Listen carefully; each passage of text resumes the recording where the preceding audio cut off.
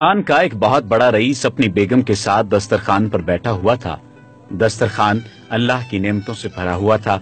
इतने में एक फकीर ने यह सदा लगाई कि अल्लाह के नाम पर कुछ खाने के लिए दे दो। उस शख्स ने अपनी बीवी को हुक्म दिया कि सारा दस्तरखान उस फकीर की झोली में डाल दो। औरत ने हुक्म की तामील की। जिस वक्त उसने उस फकीर का चेहरा देखा तो धाड़े मार मार कर रोने लगा। उसके शौहर ने उससे पूछा, बेगम आपको हुआ क्या है?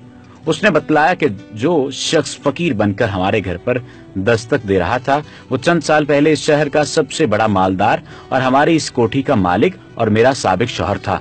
चंद साल पहले की बात है कि हम दोनों दस्तरखान पर ऐसे ही बैठकर खाना खा रहे थे जैसा कि आज खा रहे हैं। इतने में एक फकीर ने सदा लगाई कि मैं 2 दिन से भूखा हूँ, अल्लाह के नाम पर खाना दे दो। ये शख्स दस्तरखान से उठा और उस फकीर की इस कदर पिटाई की कि उसे लहूलुहान कर दिया।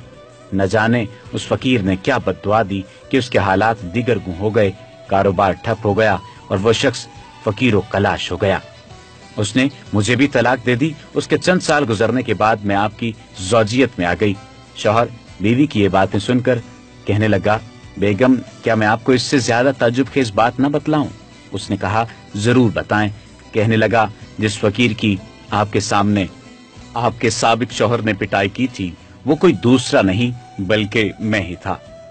किताबुल इब्र गर्दशे ज़बाना का एक अजीब नज़ारा ये था कि अल्लाह ताला ने उस बदमस्त मालदार की हर चीज, माल, कोठी, हत्ता के बीवी भी छीन कर उस शख्स को दे दी जो फकीर बनकर उसके घर पर आया था। और चंद साल बाद फिर अल्लाह ताला उस शख्स को फकीर बनाकर उसी के दर पर ले आया।